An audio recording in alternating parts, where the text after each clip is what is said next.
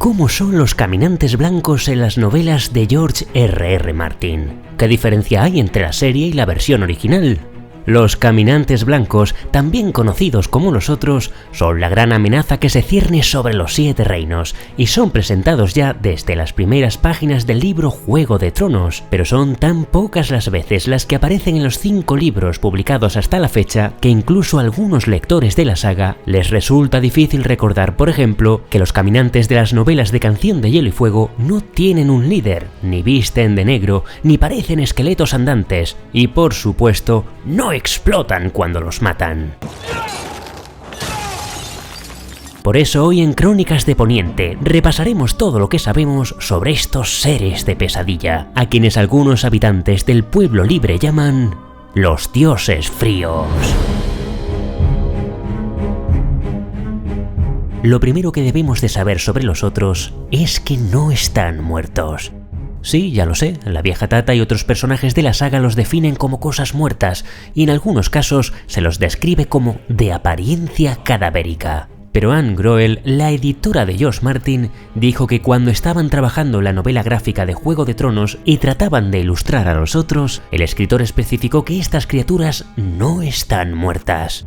Quienes sí están muertos, o al menos lo han estado, son los espectros, seres humanos o animales muertos que han sido, por así decirlo, resucitados por los otros.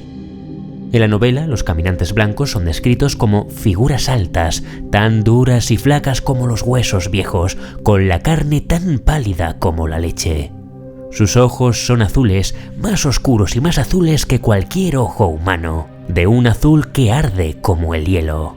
Tampoco tienen un aspecto desagradable, sino que son hermosos, terribles sí, pero hermosos. Y no van desnudos o visten ropas oscuras, sino que lucen una extraña armadura cuyo color parece cambiar según se mueven. A veces blanca como la nieve recién caída, a veces negra como la sombra o salpicada del oscuro verde grisáceo de los árboles. Esta descripción se resume en que eran de algún modo transparentes, lo que les permite camuflarse con el entorno, algo muy similar al efecto que produce el reflejo de un estanque claro y tranquilo, de manera que esta armadura hace que los caminantes blancos sean prácticamente invisibles y en muchos casos se los describe como sombras en el bosque. Incluso algunos los llaman sombras muertas o sombras blancas. El paso de los otros es silencioso, tanto que no dejan huellas en la nieve y tienen su propio idioma, con voces que se asemejan al crujido del hielo en un lago invernal. Sus espadas largas no se parecen a ninguna espada de los 7 reinos, pues en su forja no hay metal humano alguno, y son descritas como un rayo de luna translúcido, una esquirla de cristal tan delgada que casi no se ve de canto. Emiten además un tenue resplandor azulado en su filo y en apariencia es más cortante que cualquier otra hoja conocida, capaces de destruir por completo una hoja de acero común y atravesar una cota de malla como si fuera seda. George Martin también dice que el material del que están hechas estas espadas es de hielo, pero no se trata de hielo normal, sino que ha sido modificado por los otros, y a partir de él se pueden crear cosas y sustancias que no podemos ni imaginar. Cuando los caminantes luchan, sus movimientos son extraordinariamente veloces, en contraposición a los espectros, cuyo paso es lento y sus movimientos torpes. Y también sabemos que además de su extraño lenguaje, si sus espadas de hielo entran en contacto con el fuego o son abatidos, los otros emiten un chillido agudo, estridente y penetrante. Lo que nos lleva al siguiente punto: ¿qué armas pueden acabar con un caminante blanco y cómo mueren? Según los antiguos registros de la Guardia de la Noche, son vulnerables a cualquier arma de vidriagón, también llamada obsidiana.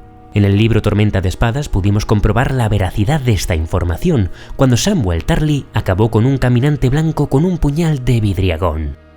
También se dice que durante la larga noche hubo una figura legendaria llamada el Último Héroe, que luchó contra los otros con una espada de acero dragón, que probablemente se refiera al acero valirio, un material que, según la leyenda, es infalible contra los caminantes. Sin embargo, por ahora no hemos tenido constancia de ningún enfrentamiento de un caminante contra alguien que porte una espada de acero dragón o acero valirio. Y cuando en 2002 se le preguntó al escritor si los otros eran vulnerables al acero valirio, no queriendo desvelar nada de la trama, dijo: «Eso mismo le gustaría saber a la Guardia de la Noche». En la adaptación de HBO, las espadas de acero valirio sí que acaban con los caminantes, pero si nos ceñimos a las novelas, es una pregunta aún sin respuesta. Además del vidriagón y el acero valirio, también tenemos el fuego.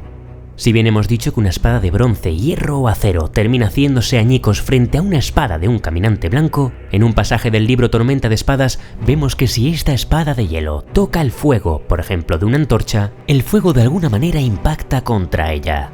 Concretamente el texto dice: «La espada de hielo azul chocó contra las llamas y el caminante lanzó un chillido que perforó como una aguja los oídos de Sam». En esos mismos viejos textos de la Guardia de la Noche se dice que el fuego detiene a los caminantes blancos, lo cual puede ser extraordinariamente útil para la gran batalla que se avecina. Y pese a que en Rocadragón existe un depósito de obsidiana para crear un buen puñado de armas de vidriagón, estas no serán suficientes para abastecer a todo un ejército que quiere enfrentarse contra los otros y los espectros, y en ningún caso hay suficientes espadas de acero valirio imponiente para que hagan la diferencia. Sin embargo, ¿qué sucedería si usáramos el viejo truco de Thoros de Mir y portáramos una espada de acero común envuelta en fuego valirio? Quizá en este caso la cosa cambie. Incluso aunque no se menciona en los escritos de la Guardia de la Noche, entendemos que el fuego valirio por sí solo probablemente también sea un arma a tener en cuenta contra los otros. Y por supuesto, lo mismo podemos decir del fuego dragón, cuyo poderoso componente mágico probablemente sea un arma de destrucción masiva contra los otros.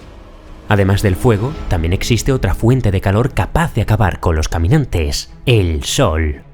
Según esos viejos textos, los caminantes blancos se derriten cuando el cielo se despeja tras un día de ventisca. No obstante, contar con el sol en una batalla contra los otros parece algo improbable, o más bien imposible, pues todos los relatos coinciden en que los otros llegan con el frío y se esconden de la luz del sol saliendo de noche. O más bien, parece que el frío y las ventiscas llegan y la noche cae cuando los otros salen. ¿Son ellos los que provocan todo este cambio meteorológico? Por último, cabe mencionar una magia que, de alguna manera, parece presentar resistencia contra los otros. Se trata de la magia que impregna los vetustos cimientos del muro. Es de creencia común entre el pueblo de los salvajes que el muro detiene el avance de los caminantes blancos. De hecho, uno de los accesos más antiguos solo puede ser abierto por un hermano juramentado de la Guardia de la Noche, y ninguna criatura revivida, como es el caso de Manos Frías, puede atravesarlo, aunque tal y como vimos en el Castillo Negro, un espectro sí que puede despertar una vez que ha cruzado al sur del muro. Ahora bien, ¿cómo mueren los caminantes blancos? ¿Qué sucede cuando utilizamos, por ejemplo, un puñal de vidriagón contra ellos? Pues como hemos dicho en la intro, no explotan en miles de esquirlas de hielo como vemos en la serie de Juego de Tronos, sino que el proceso es más parecido al de un gran cubito de hielo expuesto al sol del verano. Cuando la obsidiana se clava en la piel del otro, de la herida brota una sangre de color azul claro. La armadura que portan se derrite rápidamente, la carne empieza a evaporarse en jirones de una tenue neblina blanca y todo su cuerpo se va desvaneciendo, dejando en su lugar un gran charco. Cuando la carne se evapora, aparecen sus huesos que tienen un color vidrio lechoso, claros y brillantes, que finalmente terminan disolviéndose también, hasta que al final solo queda el puñal de vidriagón. Como contrapartida, cabe preguntarse cómo nacen o cómo se crean a los otros. Según las historias de la vieja Tata, durante la larga noche hubo mujeres del pueblo libre que yacieron con los otros y dieron a luz a espantosos hijos semi-humanos.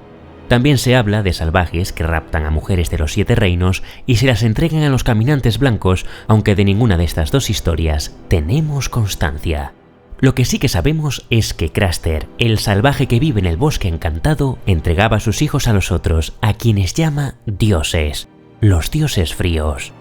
Las esposas de Craster creen que lo que los otros hacen con los niños es convertirlos en nuevos caminantes blancos, y cuando no tienen niños que ofrecerles, les dan ovejas en su lugar. No sabemos con qué objetivo, si para alimentar a esos niños durante algún tiempo o para alimentarse ellos, si es que estas viles criaturas tienen tal necesidad. Sea como sea, todas estas ofrendas hacen que Craster se sienta muy seguro en su torreón y dice no temer ningún ataque de los caminantes, siendo probablemente el único salvaje en todo el norte que no huya de ellos. Y hablar de los otros resulta imposible sin dedicar un espacio a sus esclavos, los espectros, estos pobres infelices que parecen estar bajo su control. Pero, ¿es realmente así?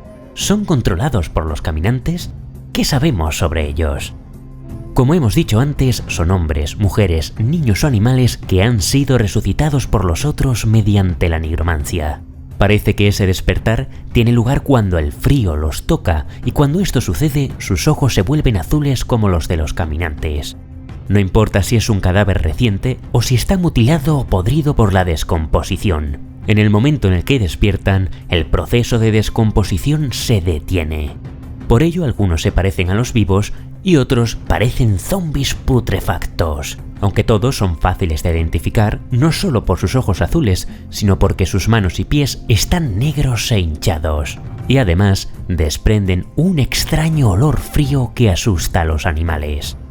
Precisamente los animales convertidos en espectros también están al servicio de los otros. Los hemos visto montados en caballos y osos enormes, pero según los viejos escritos de la biblioteca del Castillo Negro, también utilizan como monturas a mamuts y huargos, y hay leyendas que dicen que durante la larga noche montaban arañas de hielo gigantes, aunque sobre estas últimas criaturas mencionadas no tenemos evidencias. Esos mismos escritos aseguran que los que mueren enfrentándose a los otros deben ser quemados, o de lo contrario se levantarán y serán sus esclavos. No obstante, uno de los aspectos que no quedan claros sobre los espectros es si una vez que estos se levantan son dirigidos o controlados por los caminantes, y el escritor George Martin no ha querido dar una respuesta sobre esto todavía. En la serie Juego de Tronos, este control sí que aparece sobre los espectros y se da a modo de mente colmena, es decir, si los caminantes mueren, la nigromancia que los resucita y los controla se desvanece, algo que todavía está por ver en las novelas. Lo que sí que sabemos es que parece que los espectros conservan parte de sus recuerdos de su vida anterior. Esto es lo que nos da a entender el espectro de Othor, el miembro de la Guardia de la Noche cuyo cadáver fue llevado por la propia Guardia al Castillo Negro, y allí fue directamente a atacar al Lord Comandante Mormont. Es decir, tenía un objetivo claro y sabía dónde estaban sus estancias. Otro ejemplo lo vivimos en el prólogo del libro Danza de Dragones, cuando el salvaje Varamir, un cambiapieles, es asesinado por su compañera, una mujer de las lanzas. Cuando justo antes de morir, Varamir se introduce en la piel de uno de sus lobos y deja atrás su propio cadáver, vuelve a encontrarse con ella un poco más tarde, ya convertida en un espectro. Sin embargo, cuando la salvaje ve al lobo, reconoce en él a Varamir. En cualquier caso, tanto si conservan parte de su voluntad como si son controlados por los caminantes, dado que sus movimientos son lentos y torpes y no portan las poderosas espadas de los otros, los espectros son rivales mucho más vulnerables que sus amos. Es posible cercenarles sus miembros y aún así no dejarán de moverse, pero si se les prende fuego, la magia que los mueve desaparece. Y tras esta exhaustiva revisión sobre la apariencia y características de los espectros y los caminantes blancos, toca hablar de su historia antigua. En este sentido, lo primero que tenemos que aclarar es que en la saga literaria se desconoce por completo su origen, y lo único que sabemos al respecto es que aparecieron por primera vez entre 6.000 y 8.000 años antes de los sucesos de Juego de Tronos, concretamente en el periodo conocido como la Larga Noche, durante la Edad de los Héroes. En la serie Juego de Tronos sí que se les da un origen más específico y se dice que la magia que los convirtió en lo que son procede de los Hijos del Bosque, quienes hace miles de años estaban siendo masacrados junto con sus árboles sagrados por los primeros hombres que habían llegado a Poniente. La idea inicial era convertir a un humano en esta criatura que terminaría siendo el primer caminante blanco, el Rey de la Noche, y este poco a poco iría arrasando con la humanidad, creando este ejército de espectros que iría creciendo en su avance. Una idea que sin duda no salió nada bien. Sea como fuere, cabe preguntarse, ¿podrían los caminantes blancos tener el mismo origen en las novelas? Aún faltan 2 libros por publicar y en ellos se supone que tendremos más información al respecto, pero en cualquier caso no parece probable que el origen de los otros en la serie y los libros sea el mismo. Y es que miles de años antes de la larga noche, que es cuando aparecen por primera vez los caminantes blancos, los hombres y los hijos del bosque ya habían sellado la paz y vivían en una convivencia en la que ambas razas se respetaban y veneraban a los antiguos dioses y los arcianos sagrados. Por tanto, descartamos que los hijos del bosque crearan a los otros como un arma contra los humanos. Pero eso no significa que no exista algún tipo de relación entre los otros y los hijos del bosque. De hecho, en una entrevista a George Martin realizada en Barcelona en verano de 2012 por la web ashai.com, le preguntaron si no habría una relación más estrecha de lo que parecía a simple vista entre los hijos del bosque y los caminantes blancos, a lo que George respondió: es posible, es un tema que se irá desarrollando a medida que avance la historia. Más allá del origen que le dan en la serie, de lo que sí tenemos más datos es de lo que sucedió con los caminantes blancos a partir de la larga noche, cuya historia más o menos coincide en la serie y en los libros.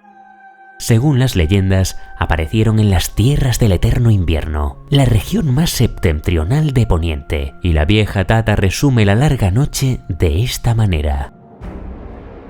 Hubo una noche que duró una generación. Los reyes titiritaban y morían en sus castillos, igual que los porqueros en sus chozas. Las madres asfixiaban a sus hijos para no verlos morir de hambre, y lloraban, y las lágrimas se les helaban en las mejillas. Fue durante aquella oscuridad cuando aparecieron por primera vez los otros. Eran cosas frías, cosas muertas que aborrecían el hierro, el fuego, la luz del sol y a toda criatura con sangre caliente en las venas. Arrasaron aldeas, ciudades y reinos, derrotaron a héroes y ejércitos. Eran innumerables, siempre a lomos de caballos blancuzcos y muertos, al frente de huestes de cadáveres. Ni todas las espadas de los hombres pudieron detener su avance, ni las doncellas ni los niños de pecho despertaron su compasión. Dieron caza a las muchachas por los bosques helados y alimentaron a sus sirvientes muertos con la carne de los niños humanos. El relato de la vieja Tata continúa hablando de cierto héroe legendario que emprendió una marcha hacia las tierras muertas en busca de los hijos del bosque, con la esperanza de que su magia pudiera recuperar lo que habían perdido los ejércitos de los hombres. Se dice que aquel último héroe partió con una espada, un caballo, un perro y una docena de compañeros. Buscó y buscó durante años, hasta que desesperó de dar jamás con los hijos del bosque en sus ciudades secretas. Sus amigos fueron muriendo uno a uno, y también su caballo, y por último su perro, y hasta su espada se congeló de tal manera que se rompió cuando quiso usarla. Y los otros olieron la sangre caliente que le corría en las venas y siguieron su rastro en silencio, persiguiéndolo con manadas de arañas blancas, casi transparentes, grandes como sabuesos. Según la leyenda, todo parece indicar que este último héroe sobrevivió a esta persecución de arañas, espectros y gigantes y encontró a los hijos del bosque que le prestaron su ayuda, uniéndose a los primeros hombres en su lucha contra los otros. Probablemente fueron los hijos del bosque los que les proporcionaron las armas de vidriagón con las que podrían matarlos, y fue en este tiempo cuando nació la Guardia de la Noche, quienes, según cuenta la canción titulada La noche que terminó, cabalgaron contra los otros y los expulsaron hacia las tierras del eterno invierno, en la batalla por el amanecer. Es en esta época más o menos cuando se inició la construcción del muro bajo la supervisión de Brandon el Constructor, el primer rey del invierno, y contó con la ayuda de los gigantes que movieron los grandes bloques de hielo, y los hijos del bosque que ofrecieron sus conocimientos para dotar a sus cimientos de hechizos de protección. También sabemos que esta larga noche no solo afectó a Poniente, sino a todo el mundo conocido, incluso muy al este.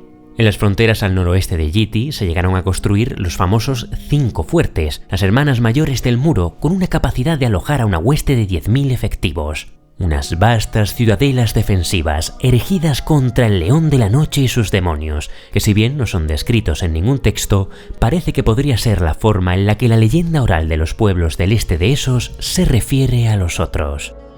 Con el muro ya protegiendo los reinos de los hombres, parece que pasaron varias generaciones hasta que los caminantes blancos volvieron a aparecer. Esto sucedió, según la vieja Tata, durante el reinado del 13º jefe de la Guardia de la Noche, aquel que se convertiría en el Rey de la Noche.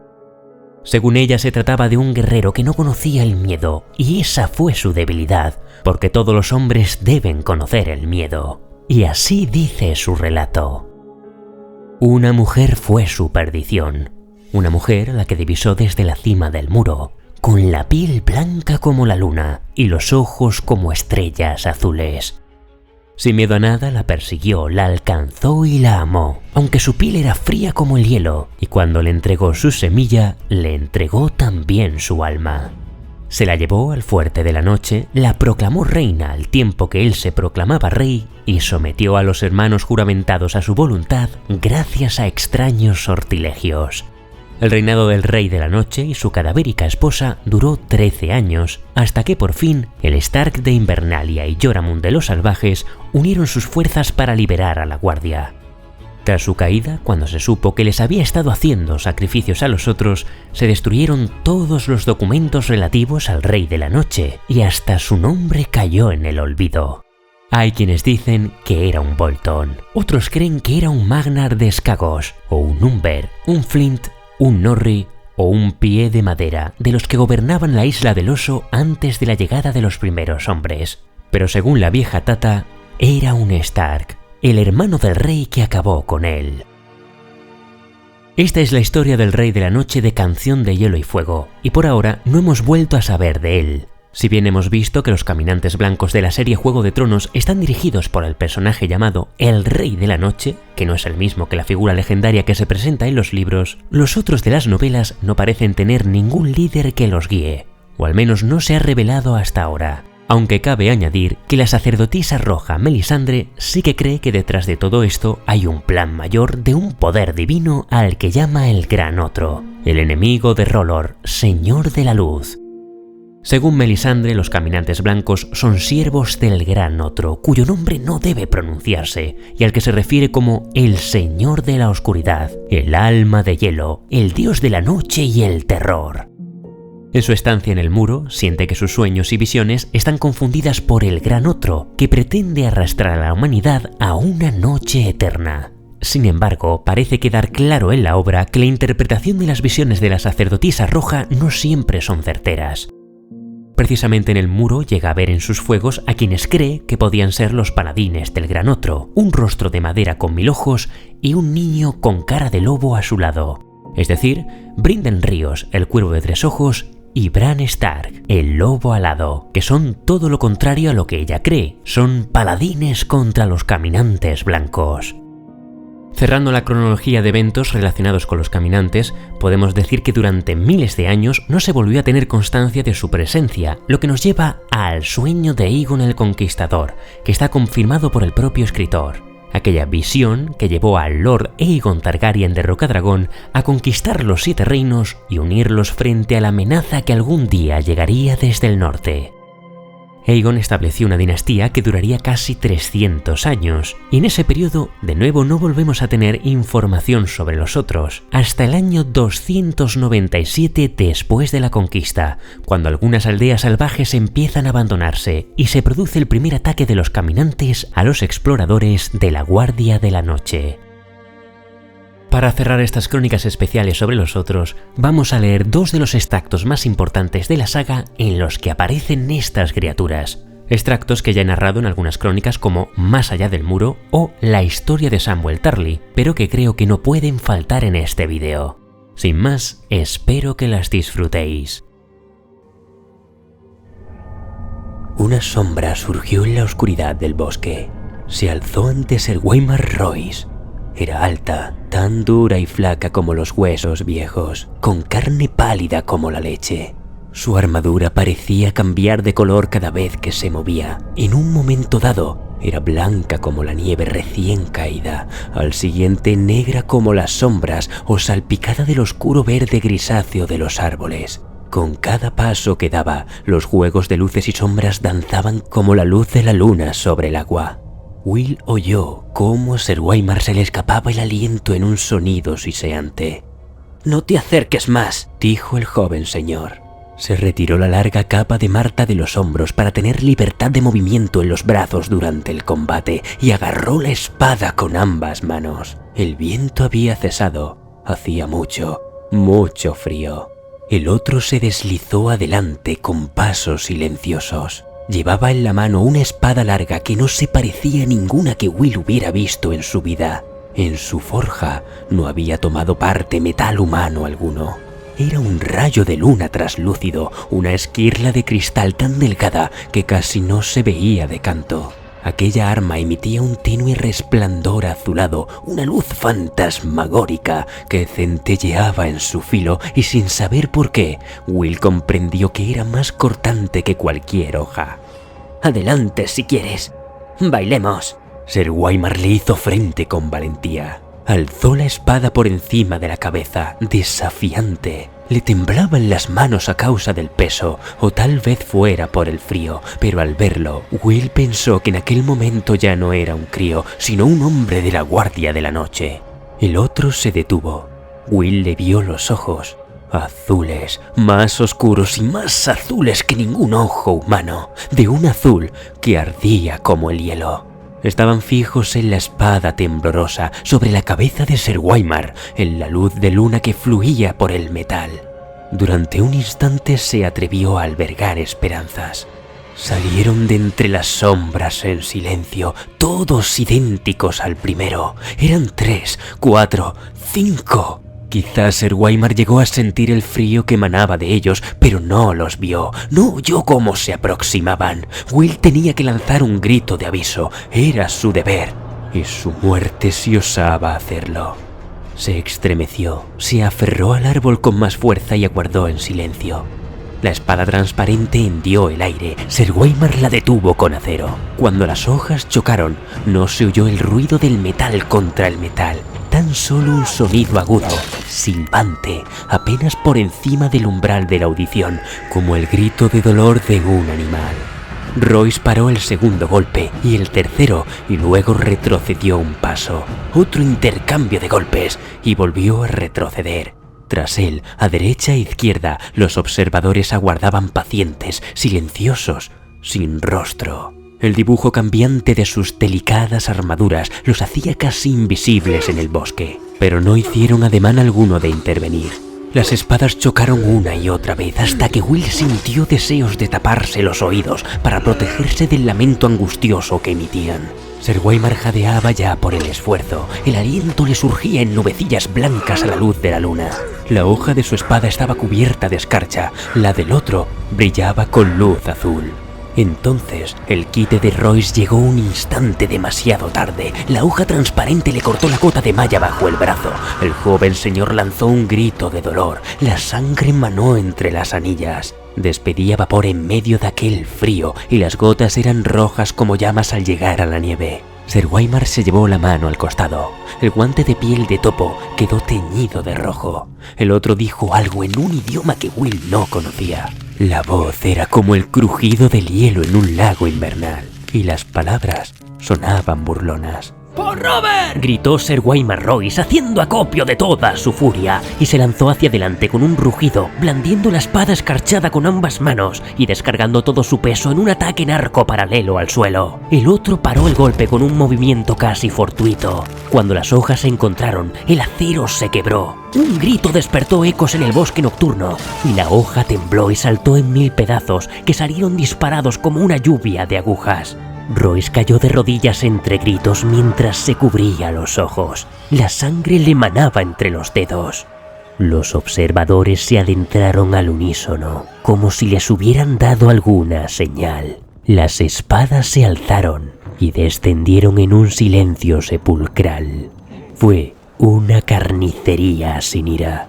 Las hojas traslúcidas hendían la cota de malla como si fuera seda. Will cerró los ojos. Bajo él sonaban voces y risas agudas como carámbanos. Este ha sido un extracto del prólogo de Juego de Tronos. A continuación viviremos el ataque de los caminantes blancos a la Guardia de la Noche en el puño de los primeros hombres, bajo el punto de vista de Samwell Tarly.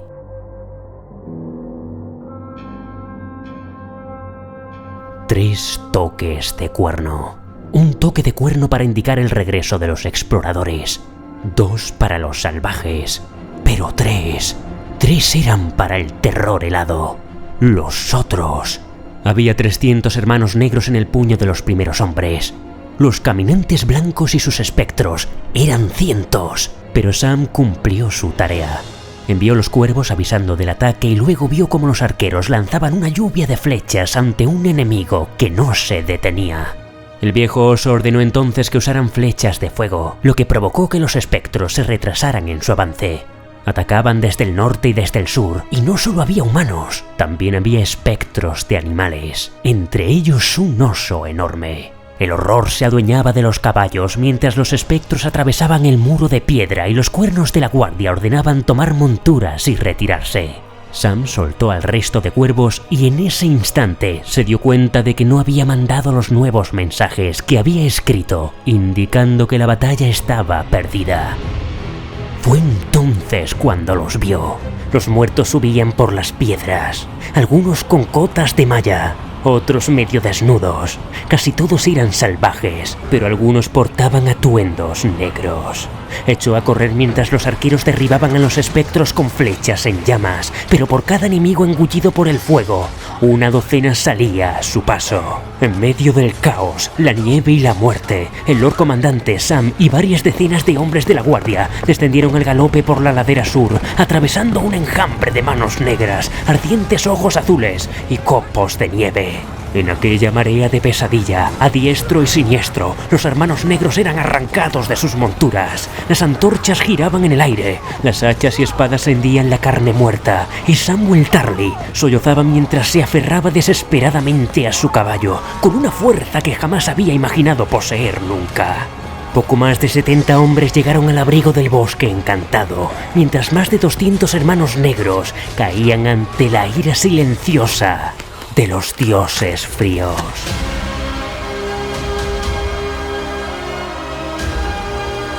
Y hasta aquí todo lo que sabemos sobre los caminantes blancos. Gracias a mis paladines, los mecenas de Patreon y a mis espadas leales, los miembros del canal, por su apoyo incondicional. Recuerda que puedes seguirme por redes sociales, no olvides darle al like si te ha gustado este vídeo y suscríbete al canal para más crónicas del mundo de Hielo y Fuego.